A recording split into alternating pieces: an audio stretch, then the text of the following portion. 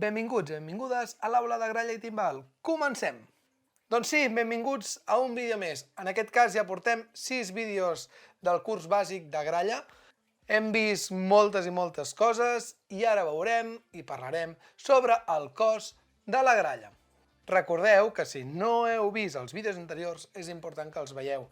Recordeu també fer els exercicis de respiració i de bufar amb la canya. Encara que semblin una tonteria, són exercicis molt importants que els fareu al llarg de la vostra vida grallera. Ei! Frena! Però saps què és més important encara? Que et subscriguis, que li donis a la campaneta i m'ajudis a fer més vídeos com aquest. Però comencem el que anàvem. El cos de la gralla, és a dir, la gralla en si. En el cos de la gralla hi podem trobar diferents elements. Veiem els forats, que ens serviran per fer les notes. També hi tenim aquests ferros que se'n diuen argolles. Com veieu, la meva gralla també té un tros de llautó al centre. Bàsicament això és perquè la meva gralla tenia un petit nus i per reforçar la gralla i mirar que segur que no es trenqui, doncs va ficar aquest tros de llautó. Aquí dalt també tenim una altra argolla. Després veiem que a la part d'aquí baix tenim dos foradets, un a cada cantó. Això són els aires que estan integrats al que vindria a ser la campana de la gralla.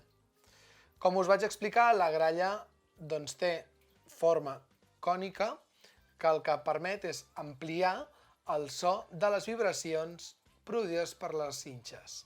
Sí? Les inxes vibren i la forma cònica, que és aquesta forma que té així, en forma com d'un cono, per exemple, doncs el que fa és amplificar aquesta vibració i fer-la sonar alt. Tot i que la gralla és un instrument que la coneixem per tocar volums molt elevats, per tocar al carrer, perquè al final de tot està una mica dissenyada i pensada per això, també podem tocar la gralla de manera piano, podem tocar la gralla fluix, podem acompanyar instruments com un piano, com un violí, etc. L'únic que necessitarem és una gralla que no estigui afinada a 415, sinó que estigui afinada a 440.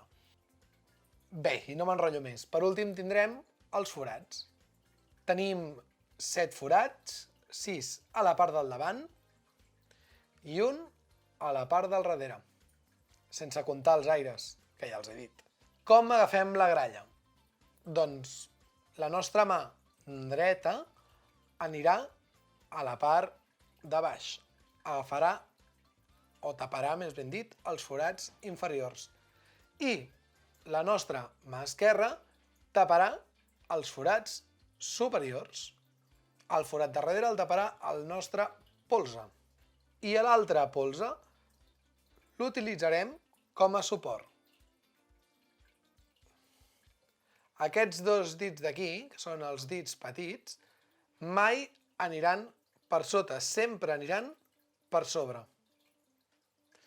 Una per comoditat i agilitat, però l'altra és perquè si després toquem una gralla com aquesta amb claus, no podrem tocar les claus si tenim els dits per sota, sempre per sobre. Però tornem a la gralla seca. Com us anava dient, tenim 6 forats a davant, un a darrere, la mà dreta a sota i la mà esquerra a la part superior, i és molt important que no fem força amb els dits. Els dits no fan força! Els dits han d'estar relaxats. Si voleu abans d'agafar la gralla podeu fer així, a mi em va superbé, i després, amb tota comoditat, agafem la gralla. Important també, el que tapa els forats de la gralla és tota aquesta part del dit d'aquí. Sí? Bé, em canso de veure grallers pel carrer agafant la gralla així. No, la gralla no s'agafa així, s'agafa així, relaxat. Un altre error comú que, per desgràcia, acostumo a veure al carrer és grallers aixecant els dits com si no hi hagués demà a l'hora de tocar cada una de les notes. Penseu que quan més aixequem el dit, més trigarem i més energia destinem a destapar i tapar els forats. En canvi, si la nostra posició és correcta i no aixequem gaire els dits al tapar i destapar,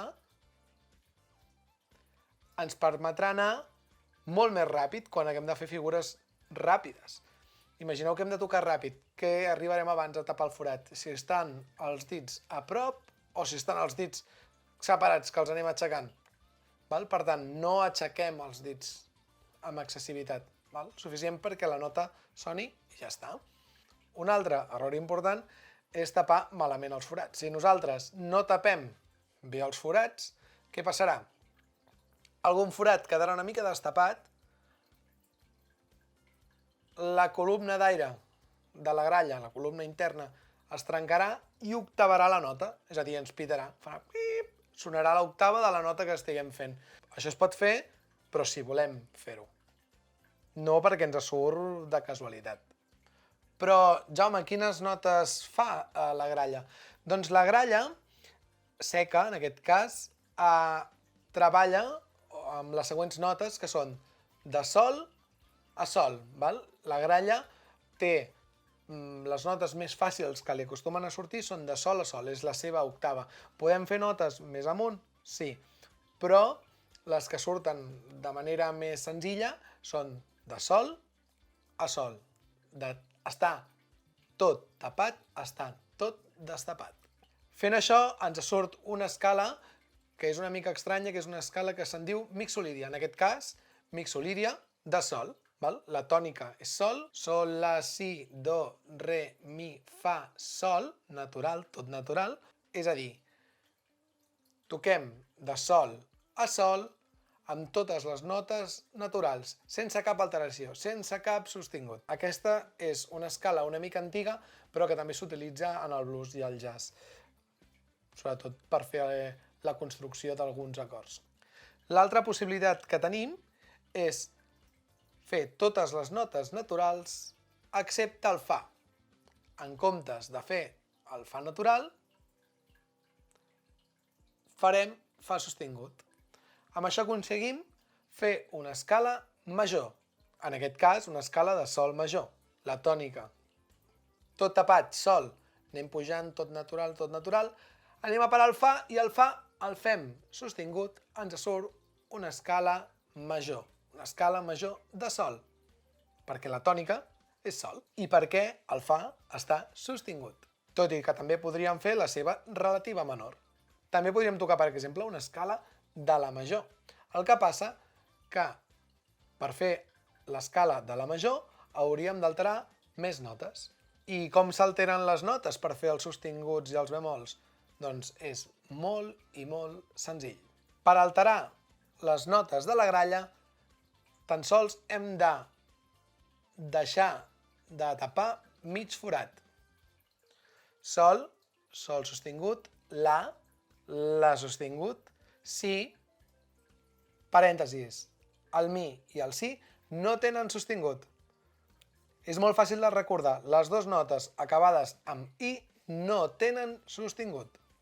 Do, do sostingut, re, re sostingut, mi, fa, fa sostingut i sol. Bé, també hi ha altres digitacions per fer les alteracions que les veurem més endavant. De moment, quedem-nos amb això. I per altra banda tenim la gralla de claus. La gralla de claus funciona exactament que la gralla seca, amb la diferència que podem tindre dos claus, en aquest cas, o tres claus. Quines notes tindríem de més? Doncs tindríem, tapant aquesta, un fa,